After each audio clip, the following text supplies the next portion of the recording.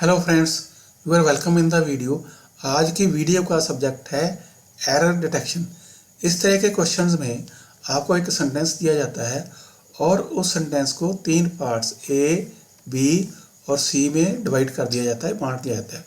और किसी ना किसी पार्ट में से कोई ना कोई एरर यूजुअली होती है, जो ज़्यादातर ग्रामेटिकल एरर ही होती है। तो आपको ये फाइंड करना होता है कि किस पार्ट में ए, बी और सी में एरर है, और जिस पार्ट में भी आपको एरर मिलती है वो आपने ए, बी, सी में से यहाँ पे मार्क कर देना होता है। और अगर आपको लगता है कि किसी पार्ट में कोई एरर नहीं है तो आपने आंसर डी मार्क करना होता है। इस तरह से आपने ऐसे क्वेश्चन सॉल्व करने होते हैं। तो इस तरह के क्वेश्चन सॉल्व करने के लिए आपको सबसे पहले क्या करना होता है, हेल्पिंग वर्ब देखना होता है। ये देखना होता है हेल्पिंग वर्ब के साथ वो सब्जेक्ट वो मैच करता है कि नहीं करता है। अगर कोई उसके बाद मेन वर्ब आता है वो मैच करता है कि नहीं हेल्पिंग वर्ब के साथ। तो अगर किसी सेंटेंस में हेल्पिंग वर्ब नहीं है तो आपको मेन वर्ब देखना होता है वो सही तरीके से लगाया गया है कि नहीं। तो मेन हेल्पिंग वर्ब कहाँ नहीं होता है, जहाँ पे सेंटेंस जो है वो पास्ट एंड डेफिनेट, जहाँ प्रेजेंट एंड डेफिनेट टेंस का सेंटेंस हो वहाँ पे हेल्पिंग वर्ब यूजुअली नहीं आता है। वो इंटेरोगेटिव या नेगेटिव सेंटेंसेस में आता है और आपने वहाँ पे मेन वर्ब को देखना होता है कि वो ठीक तरीके से लगाया है, सही तरीके से लगाया गया है कि नहीं लगाया गया है। तो उसके बाद आपने क्या देखना होता है, अगर यहाँ पे नहीं मिलता आपने प्रेपोजिशन चेक करनी होती है। आपने देखना होता है कि वो प्रेपोजिशन का यूज़ ठीक किया गया है कि नहीं किया गया। तो अगर आपको लगता है कि प्रपोजिशन भी सही तरीके से यूज़ की गई है तो आपने आर्टिकल्स कि वो ठीक तरीके से यूज़ किए गए हैं कि नहीं। अगर आपको इन तीनों में से कोई गलती नहीं मिलती है तो आपको किसी और गलती को ढूंढना पड़ता है। तो आज की जो हम एक्सरसाइज ले रहे हैं इसमें हम 30 क्वेश्चन ले रहे हैं। तो इसमें ये तीनों जो मैंने बताए हैं इनकी तो एरर होंगी ही होंगी और कुछ एरर्स भी होंगी जो इन तीनों में कवर नहीं होंगी। तो आप वीडियो को एंड तक देखिए तो आपको इस वीडियो में काफ़ी कुछ नया सीखने को मिलने वाला है। तो फर्स्ट क्वेश्चन है, the path to the famous church passes through a forest. जो फेमस चर्च है उसको जो रास्ता जाता है वो एक फॉरेस्ट में, जंगल में से होकर जाता है।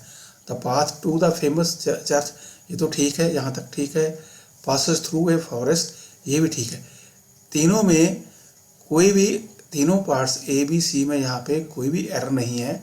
तो आपने आंसर क्या मार्क करना है, answer D no error mark करना है। तो नेक्स्ट क्वेश्चन है, the farm house owners in the city who are till now paid property tax for only the built up area of plot will soon have to pay tax for the vacant land also। तो farm owners अब तक वो built up area का ही tax पे करते थे, यहाँ पे कंस्ट्रक्शन हो रखी है, कुछ बना रखा है। अब उनको जल्दी ही जो वेकेंट है, जो खाली प्लाट भी है, उसके ऊपर भी टैक्स देना पड़ेगा। तो देखते हैं, the farm house owners in the city, यहाँ तक हु वर, ये फार्म हाउस को बोल रहा है, वर्ब ठीक लगा रखा है तो ओनर्स यहाँ पे प्लूरल है। टिल नाउ पेड, तो who were till now paid, तो हु वर के क्या आना चाहिए, who were till now paying, तो वर है ये पास्ट कंटिन्यूस का हो जाएगा, who were till now paying property tax for the और only the built up area will soon have to pay. So error कहाँ पे हमारा हो जाएगा, पार्ट बी में हो जाएगा। तो आंसर हमारा 2B हो जाएगा। तो नेक्स्ट क्वेश्चन है, the price of production in the farm sector has gone up. जो फार्म सेक्टर एग्रीकल्चर का सेक्टर है उसमें जो प्रोडक्शन की प्राइस है वो बढ़ गई है। तो यहाँ पे देखिए price of production in the farm sector, ये एक ही यहाँ पे बन रहा है, हैज़ गॉन अप, ये प्राइस को इंडिकेट कर रहा है, तो हैज़ है, तो यहाँ पे कोई एरर नहीं है। तो कहाँ पे एरर मिलनी है, तो देखियो इन द फार्म सेक्टर, इन भी ठीक है, इन द फार्म सेक्टर हो गया। द प्राइस भी ठीक है।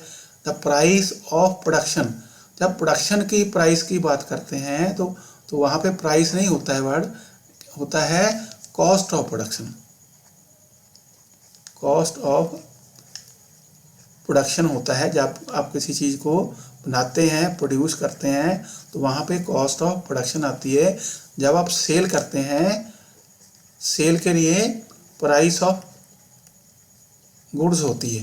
तो इस तरह से सेल प्राइस और कॉस्ट का जो डिफरेंस माना जाता है। तो आंसर हमारा 3(1)A हो जाएगा। तो नेक्स्ट क्वेश्चन है forecasting for the year 2050। A UN report estimates that the percentage of urban residents in India would be 52.8%, while Delhi would edge past Tokyo as the world's more populous city। तो जो 2050 की UNO की report forecasting कर रही है, भविष्यवाणी कर रही है, उसके मुताबिक जो परसेंटेज है अर्बन रेजिडेंट्स की इंडिया में, जो शहरों में लोग रहते हैं, वो 52 पॉइंट हो जाएगी 2020 में। और Delhi would has passed mean उसके आगे निकल जाएगा Tokyo as the world's more populous city. तो अगर मोर आना है तो यहाँ पे हम देखेंगे मोर के पहले या बाद में कोई ना कोई दैट के साथ कंपैरिजन होना चाहिए। क्या होना चाहिए? Delhi would has pass Tokyo as the world's more popular, नहीं मोस्ट पॉपुलर सिटी। जाता यहाँ पे होता किसी के साथ इसका मोर का कंपैरिजन होना चाहिए था। Delhi would has passed as words more popular city than, तो उसका कोई ना कोई कंपैरिजन होना चाहिए था, तब मोर आना था। अगर क्योंकि ये वर्ड्स है मोस्ट पॉपुलर सिटी यहाँ पे बनता है। पॉपुलस क्या होता है? जिसकी सबसे घनी आबादी ज़्यादा, यहाँ पे ज़्यादा लोग रहते हैं। तो आंसर कहाँ पे हो जाएगा? सी में हो जाएगा, 3C में हो जाएगा। तो नेक्स्ट सेंटेंस है people often leave their tray on table after eating a meal due to they think it is someone else job to clean their used crockery. तो लोग पीपल अक्सर टेबल पे अपना छोड़ देते हैं क्रॉकरी, क्योंकि वो सोचते हैं कि क्रॉकरी को, उनकी यूज्ड क्रॉकरी है, उनको साफ करना किसी और का काम है, समवन एल्स जॉब। तो अभी देखते हैं रीज़न कहाँ है। People often leave their tray on table, ये ठीक है। आफ्टर ईटिंग ए मील, यहाँ तक ठीक। ड्यू टू दे थिंक, यहाँ पे देखिए ड्यू टू दे थिंक, यहाँ पे वर्ड ड्यू टू यूज़ किया गया है। ड्यू टू और बिकॉज ऑफ, ड्यू टू और बिकॉज ऑफ, ये दो वर्ड्स हैं जिनको ऑफन कंफ्यूज कर लिया जाता है। कई लोग कंफ्यूज करते हैं। ड्यू टू यूज़ किया जाता है जब किसी आपने रीज़न फॉर ए नाउन बताना हो, रीज़न फॉर ए नाउन, जब आपने किसी नाउन का रीज़न बताना हो। जैसे there was a huge traffic jam due to some accident. Because of कब यूज़ किया जाता है? जब आपने रीज़न फॉर एन एक्शन बताना हो। बिकॉज ऑफ तब यूज़ किया जाता है जब आपने रीज़न फॉर सम एक्शन बताना हो। तो यहाँ पे क्या है? ड्यू टू दे थिंक, यहाँ पे क्या आना चाहिए था? बिकॉज नहीं आना, ड्यू टू नहीं, because they think, because they think it is someone else's job. So answer क्या हो जाएगा हमारा?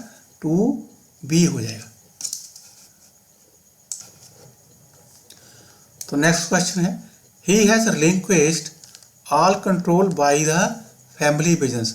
जो फैमिली बिजनेस था उसने सारा कंट्रोल छोड़ दिया है। रिलिंक्विश मीन छोड़ देना, किसी को त्याग देना।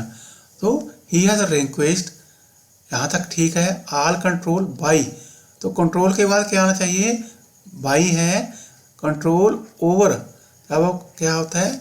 ही has relinquished all control over the family business, जो उसकी पारिवारिक व्यापार था उस पर जो कंट्रोल था सारा उसने छोड़ दिया है। बाई नहीं, कंट्रोल ओवर। तो आंसर क्या हो जाएगा?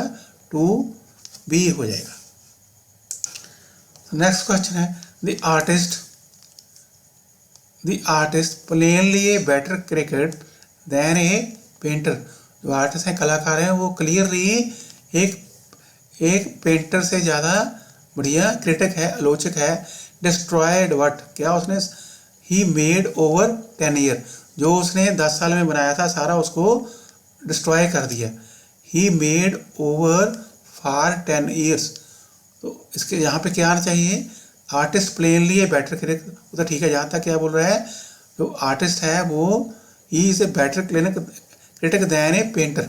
प्लेनली मीन्स क्लियरली एक पेंटर की जगह एक पेंटर से बढ़िया क्रिटिक है, आलोचक है। डिस्ट्रॉयड, उसने क्या डिस्ट्रॉय कर दिया?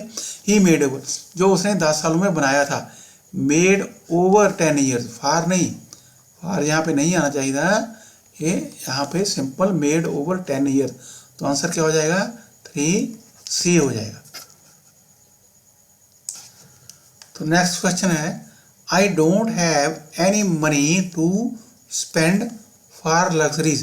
यहाँ पे देखिए, आई डोंट हैव, ठीक है, any money to spend for luxury. जब मनी स्पेंड करते हैं तो क्या करते हैं? To spend on, we spend money on something, not for something. तो I don't have any money to spend on luxuries. तो आंसर क्या हो जाएगा हमारा? यहाँ पे है फॉल्ट, 3C हो जाएगा। नेक्स्ट क्वेश्चन है, one contentious study concluded that having less children is the best way to reduce your contribution to climate changes। तो contentious mean विवादित।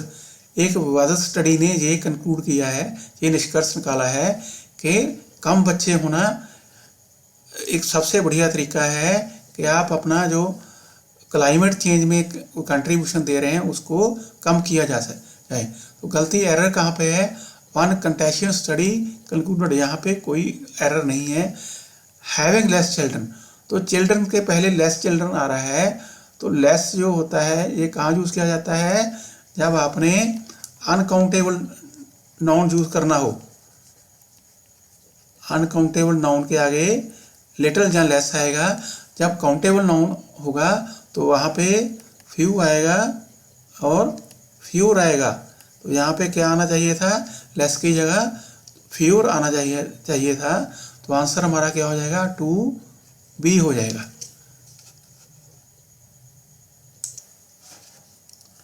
तो नेक्स्ट क्वेश्चन है, all his sister in laws are very beautiful. तो उनकी सभी sister in laws हैं, साली या भाभी हैं, बहुत सुंदर हैं। तो यहाँ पे क्या आ रहा है? सिस्टर इन लॉज, इसे प्लूरल आ रहा है।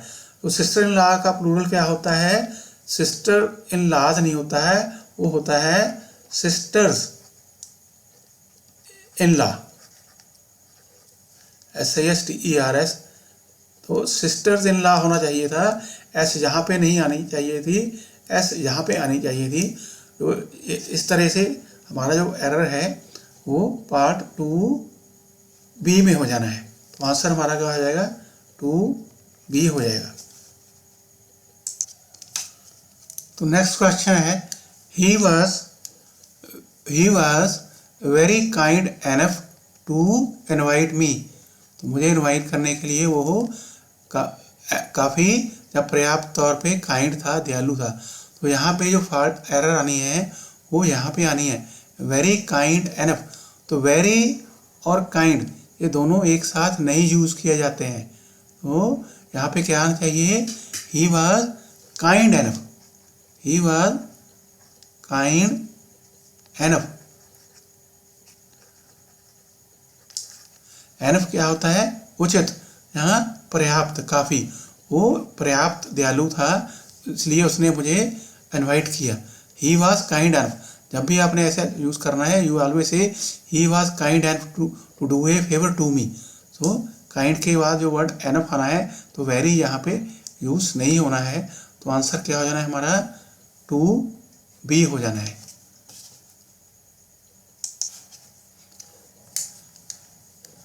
Next question, he has made a mistake of which I am certain.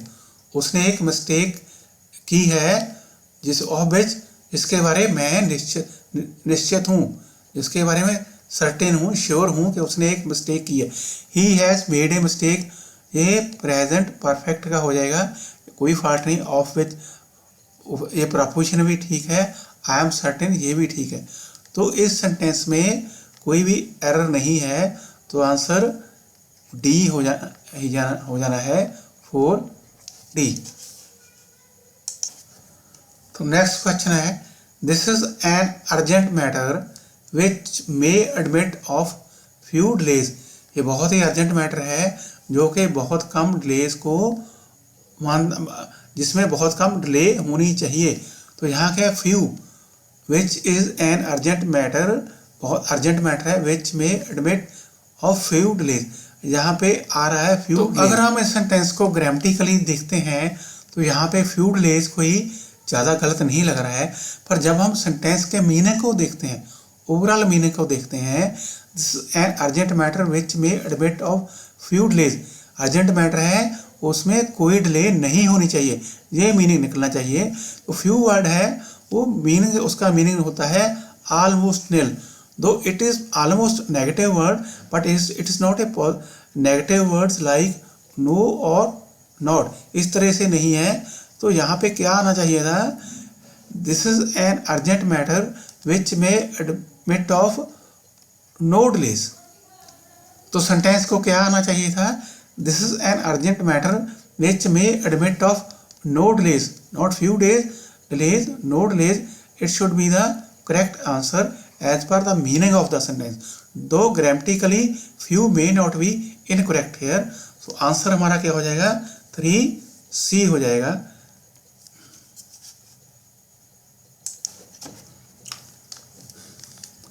Companies and scientist, company और वैज्ञानी are devising ways to capture CO2 in concrete by soaking up more CO2 in the cement at the manufacturing stage itself. Companies और वैज्ञानिक हैं, तो device meaning क्या होता है, कोई उपाय या युक्ति निकालना, जहाँ कोई आविष्कार करना, जहाँ कोई चीज़ का इजाद करना।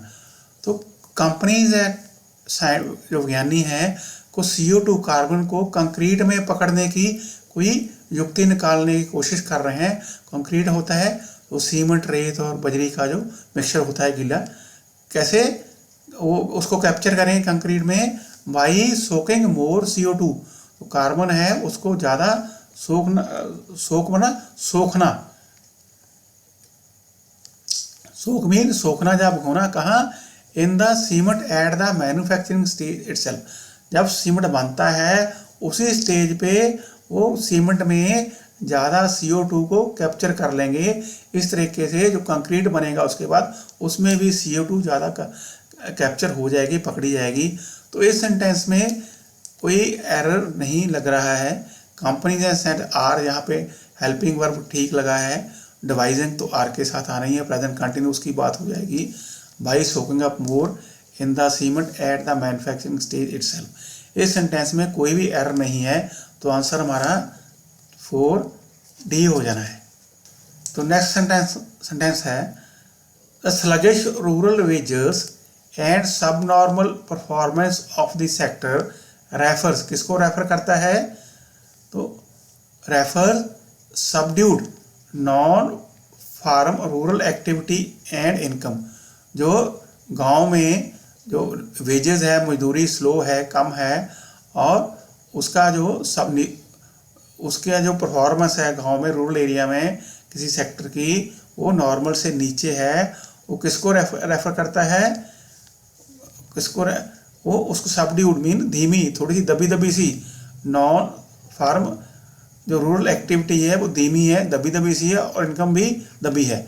तो यहाँ पे एरर कहाँ पे है, स्लगिश रूरल वेजेस एंड सब नॉर्मल परफॉर्मेंस, यहाँ तक कोई भी एरर नहीं है, त्रुटि नहीं है। ऑफ द सेक्टर रेफर्स, तो यहाँ पे वर्ड रेफर यूज़ किया है। रेफर की जगह क्या आना चाहिए, तो रेफर नहीं आना चाहिए, वर्ड क्या आना चाहिए, एम्प्लाइज।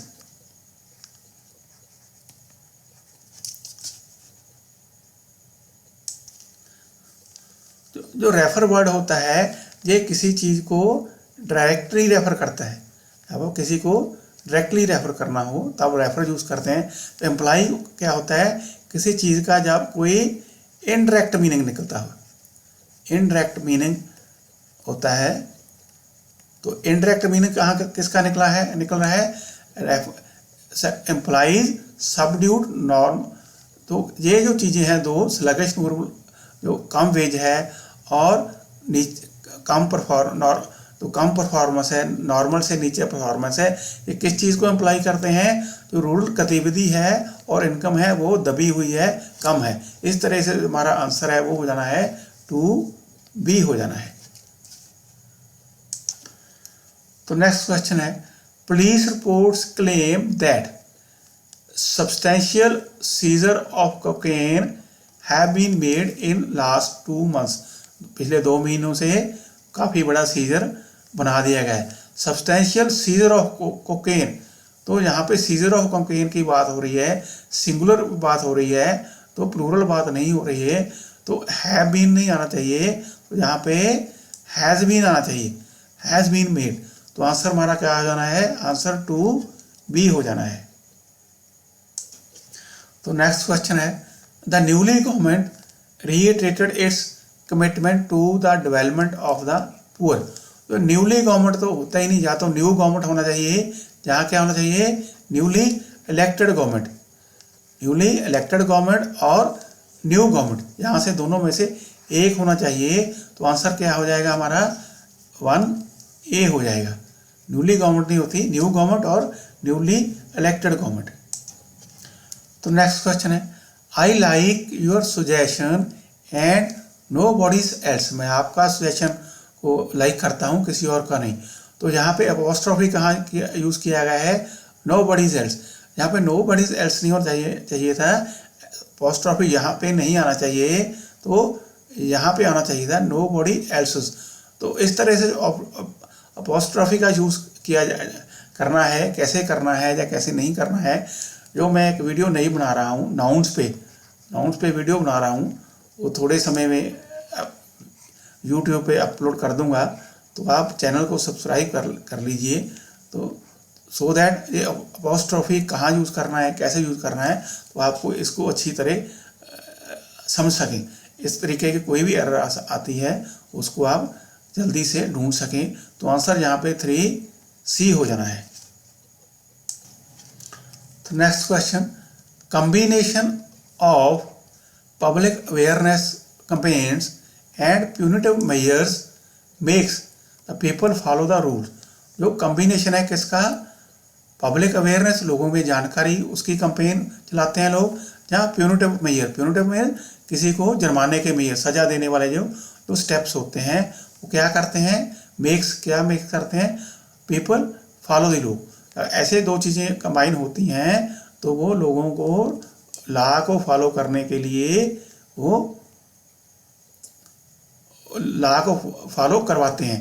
तो यहाँ पे देखिए, मैंने पहले भी किसी वीडियो में बोला है, जब आप नाउन के बाद कोई ऑफ आ जाता है, उसके बाद कोई और नाउन आ जाता है, जैसे पब्लिक अवेयरनेस नाउन है, यहाँ पे प्यूनिटिव मेजर भी यहाँ पे नाउन है, तो जो वर्ब आना है या हेल्पिंग वर्ब आना है, तो फर्स्ट जो नाउन है उसके अकॉर्डिंग आना है, उसके मैचिंग करना चाहिए। तो कॉम्बिनेशन के बाद जो नाउन मेक्स ही आ रहा है, सिंगुलर है, तो यहाँ पे कोई एरर नहीं है। तो आंसर हमारा 4D हो जाना है। तो नेक्स्ट क्वेश्चन है, if successful research could pave the way towards prevention in untimely deaths. अगर कोई रिसर्च जो हो रही है सक्सेसफुल होगी तो क्या वो किसके लिए रास्ता बना देगी कि जो अनटाइमली डेथ्स हो रही हैं, बेवजह बिना टाइम के डेथ हो रही हैं, समय से पहले डेथ्स हो रही हैं, उसको वो प्रिवेंट कर सके, रोकथाम हो सके। Prevent untimely death due to fatal disease, तो फैटल डिजीज के पहले। ऊपर हमने ड्यू टू देखा था, यहाँ पे ड्यू टू करेक्टली आ रहा है क्योंकि वो नाउन को यहाँ पे अमेंड कर रहा है, नाउन का रीजन दे रहा है। तो यहाँ पे प्रिवेंशन, तो प्रिवेंशन के बाद जो प्रोपोजिशन आती है वो इन नहीं आती है, वो प्रिवेंशन ऑफ आती है। तो आंसर क्या हो जाना है हमारा 2B हो जाना है।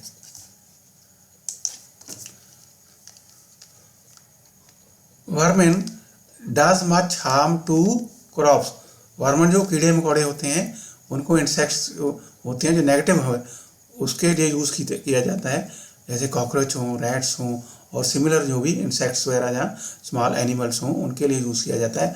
तो वर्मन एक ऑलवेज प्लूरल नाउन है, तो इसके साथ जो वर्ब होता आता है तो ऑलवेज प्लूरल वर्ब ही आता है वर्मन के साथ। तो यहाँ पे कभी सिंगुलर वर्ब नहीं आता है, तो आपने प्लूरल वर्ब भी यहाँ पे यूज़ करना है। तो आंसर क्या, एरर कहाँ पे होगी, Varman do much harm, does नहीं डू मच हार्म। तो हमारा जो आंसर हो जाना है वो 2B हो जाना है।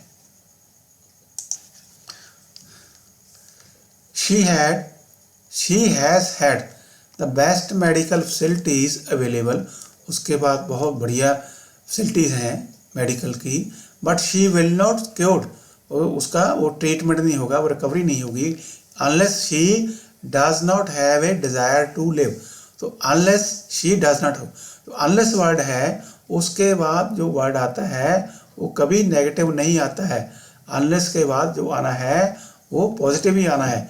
Unless she have a desire, unless she has a desire, does not have नहीं, unless she has a desire, has आना चाहिए यहाँ पे, unless she has a desire. तो एरर कहाँ पे हो जाना है, सी में हो जाना है। तो आंसर हमारा 3C हो जाएगा। Next question, now that I am back at work I have beginning to feel much better, काम पे वापस आ गया हूँ तो मैं ज़्यादा बढ़िया फील करना शुरू कर दिया है। Beginning to feel, I have beginning नहीं, I am beginning to, I have नहीं आना चाहिए था, आई एम, हैव के बाद क्या आना चाहिए, third form, I have begun, no that correct नहीं होगा, I am beginning to feel. तो आंसर क्या हो जाएगा, 2B हो जाएगा। Next question, the cruel king believed in punishing the prisoners until they did not confess their crime। तो यहाँ भी until आया है, until के बाद did not नहीं आना है, तो इसके बाद पॉजिटिव नहीं आता है कभी भी, until they confess, did not यहाँ पे आना ही नहीं है, until they confess, तो ये होना चाहिए था। एरर कहाँ पे है, पार्ट बी में है, तो आंसर हमारा 2B हो जाएगा। until और unless के बाद कभी भी नेगेटिव नहीं यूज़ करना है, पॉजिटिव ही यूज़ करना है। तो लास्ट क्वेश्चन है इस वीडियो का, if you permit me to speak the truth, अगर आप मुझे सच्चाई बताने की आज्ञा दो, I shall state without hesitation, hesitation without किसी झिझक से, हेसिटेशन विदाउट किसी संकोच से, बिना किसी संकोच से मैं बोल दूंगा that you have done a mistake. तो जब आप मिस्टेक करते हैं तो you do not do a mistake, you इधर मेक ए मिस्टेक और कमिट ए मिस्टेक। मिस्टेक के पहले जो वर्ड आता है verb, you make a mistake और commit a mistake, never do a mistake. तो आंसर क्या यहाँ पे होना चाहिए था, आंसर 3C होना था यहाँ पे, you have made a mistake, ये यहाँ पे आना चाहिए था। तो इसी के साथ फ्रेंड्स वीडियो क्लोज करते हैं। Thanks for watching.